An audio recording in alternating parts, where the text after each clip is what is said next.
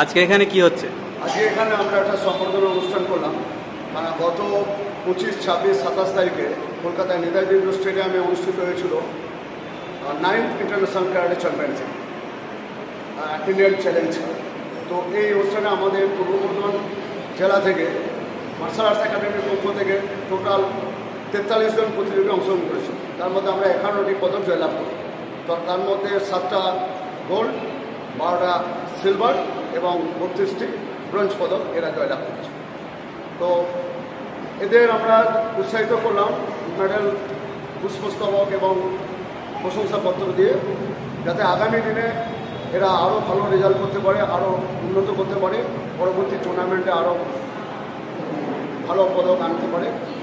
তো আমরা চাইছি এরা আগামী দিনে আরও ভালোভাবে আরও বড় বড় টুর্নামেন্টে এরা অংশগ্রহণ করুক এবং সেখান থেকে আরও পদক বিজয় করে নিয়ে আসুক। কোন কোন দেশ এখানে অংশগ্রহণ করেছিল? এখানে ভারতবর্ষের সমস্ত স্টেটই ছিল, এছাড়া ভারতবর্ষের বাইরে বিভিন্ন কান্ট্রি ছিল, যেমন ছিল নেপাল, ভুটান, শ্রীলঙ্কা এবং মালয়েশিয়া। এখান থেকেও বহু প্রতিযোগী এখানে অংশগ্রহণ করেছিল। তো টোটাল প্রতিযোগী ছিল 7000। তো 3 দিন ধরে এই প্রতিযোগিতা হয়েছিল নেতাজি ইন্ডোর স্টেডিয়ামে 25, 26, 27 জুলাই 2025। তো এই প্রতিযোগিতা প্রতি বছরই হয়। এটা আমাদের অল ইন্ডিয়া সেশনকারী শিকুরু ক্যারাটে ফেডারেশন থেকে এটা অর্গানাইজ করা হয়। আমাদের হানসি পেন্ডিস সেনের ওনার তত্ত্বাবধানে প্রতি বছরই এর প্রতিযোগিতা হয়। এখানে বিভিন্ন ধরনের প্লেয়ার অংশগ্রহণ করে, যেমন নর্মাল প্লেয়ার তো আছেই, এছাড়া দেশের কান্ট্রির যারা ন্যাশনাল মেডেল, যারা ইন্টারন্যাশনাল মেডেলিস্ট, সেই সমস্ত মেডেলিস্টরা এই প্রতিযোগিতায় অংশগ্রহণ করে। যেমন এখান থেকে ছিল ইন্ডিয়ান আর্মি, আসাম রাইফেলস, এই সমস্ত টিমও এখানে অংশগ্রহণ করেছে। তো আমি চাইবো আমাদের ছেলেরাও যাতে আরও ওদের দেখে উৎসাহিত হয় এবং এরাও যেন একদিন এইভাবে ইন্টারন্যাশনাল মেডেল নিয়ে আসতে পারে এবং আরও বড় বড় প্রতিযোগিতা অংশগ্রহণ করে দেশের নাম রোশন করে।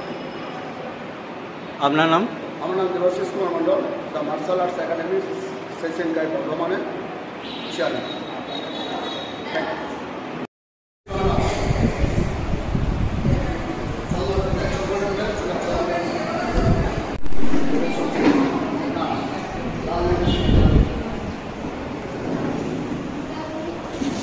तुम्हारा नाम क्या है? आयुष्मान।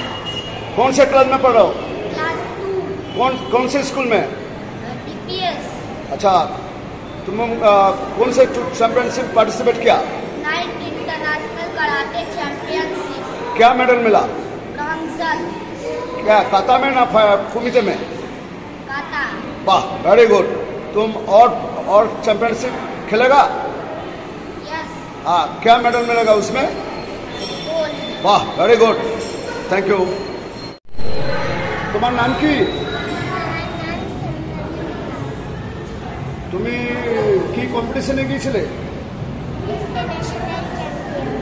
আচ্ছা, ওখানে তুমি কিসে অংশগ্রহণ করেছিলে? काता। কাতাতে? আচ্ছা, কাতায় তুমি কি পেয়েছো?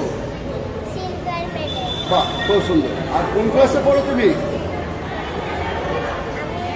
केजी। কেজি। কোন স্কুলে পড়ো? केडीविंग्स एकेडमी। আচ্ছা, আরও তুমি টুর্নামেন্ট খেলবে তো পরে? বাহ, তোমার গোল্ড মেডেল হওয়ার স্বপ্ন আছে তো? হ্যাঁ, বাহ, ওকে, থ্যাংক ইউ। আপনি তো ইন্টারন্যাশনাল কম্পিটিশনে সম্ভাবনাকে নিয়ে গিয়েছিলেন, তো আপনার কেমন লাগছে? ভালো লাগছে। ফার্স্ট টাইম গেছিলাম, দারুণ এক্সপিরিয়েন্স। এত ওখানে গিয়ে দেখছি এত বাচ্চারা বিভিন্ন জায়গা থেকে পার্টিসিপেট করেছে। সেখানে আমার মেয়ে অনেকটাই ছোট, সেখানে প্রথমবার গিয়ে আমারও একটা এক্সপিরিয়েন্স হলো। আমি নিশ্চয়ই চেষ্টা করবো পরের বছর থেকে প্রতি বছর যতবার হবে ততবার এটা ওদের জন্য একটা মোটিভেশনের কাজ করে না, মানে পার্টিসিপেশনই বড় কথা, প্রাইজ চেক করে। না, আমি তো দেখতে পাচ্ছি ও এবারে প্রথমবার সিলভার মেডেল পেয়েছে, এটা কেমন লাগছে আপনার? খুব ভালো লাগছে। এটা টোটালি স্যারের জন্য হয়েছে। আমি প্রথমবার ভেবেছিলাম হয়তো পাঠাবো না, তো স্যার বলেছিলেন যে একবার পার্টিসিপেট করেই দেখুন, তাহলে দেখবেন যে আপনি প্রতি বছর কিন্তু পাঠাবেন। আচ্ছা, আচ্ছা, ভালো লাগছে। ওটাও ভালো পারফর্ম করেছে। Thank you, thank you very much. আচ্ছা, তোমার নাম কি? তুমি কোন স্কুলে পড়ো? আচ্ছা, তুমি দেখতে পাচ্ছি দুটো গোল্ড পেয়েছো, তো তোমার কেমন লাগছে? আচ্ছা, তুমি কি কি টুর্নামেন্টে খেলেছো? আমি অনেক টুর্নামেন্ট যেমন ন্যাশনাল খেলে এসেছি, ইন্টারন্যাশনাল খেলি, স্টেট সিলেকশন অনেক। হ্যাঁ, তাতে তুমি কি কি মেডেল পেয়েছো?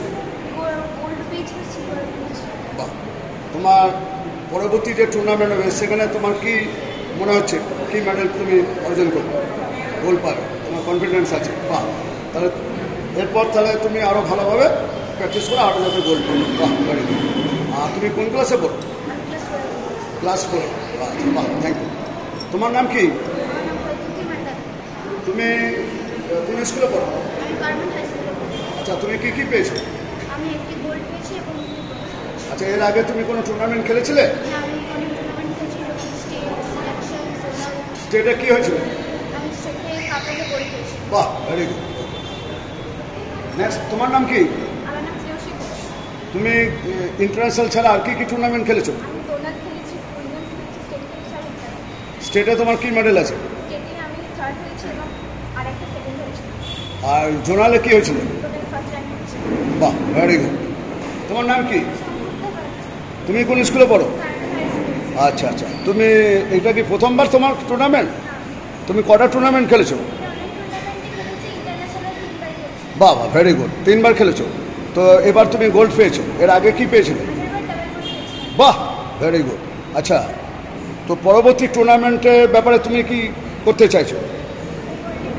গোল্ডই পেতে চাও। বাহ, very good. Okay, thank you very much. আচ্ছা, আপনি তো শুনছি আগে আপনি প্রত্যেকটা টুর্নামেন্টেই যান মেয়ের সঙ্গে, তো আপনার কি এক্সপিরিয়েন্স, এই যে এই টুর্নামেন্ট কি এক্সপিরিয়েন্স আছে? টুর্নামেন্ট বলতে অনেক টুর্নামেন্টই খেলা হলো, হ্যাঁ। বিভিন্ন জায়গায় যাওয়া হয়েছে। যেমন 2025-এই ন্যাশনাল ছিল দেরাদুন, সেখানে যাওয়া হয়েছিল। সেখানে হয়তো কোনো র্যাঙ্ক হয়নি, বাট পরপর 2 বছর ন্যাশনাল যাওয়া হলো। এর আগে স্টেট, জোনাল, সিলেকশন, সবেতে বিভিন্ন জায়গায় বিভিন্ন রকম এক্সপিরিয়েন্স হচ্ছে। এবং খেলা যত দিন যাচ্ছে কম্পিটিটর এবং কম্পিটিশন দুটোই টাফ হচ্ছে, দুটো থেকে গোল্ড আনছে, এটাই সবথেকে গর্বের জিনিস। আগামী দিনে হয়তো আরও এগিয়ে যাবে ছেলেমেয়ে, চেষ্টা চলছে। Thank you, thank you. ঠিক আছে।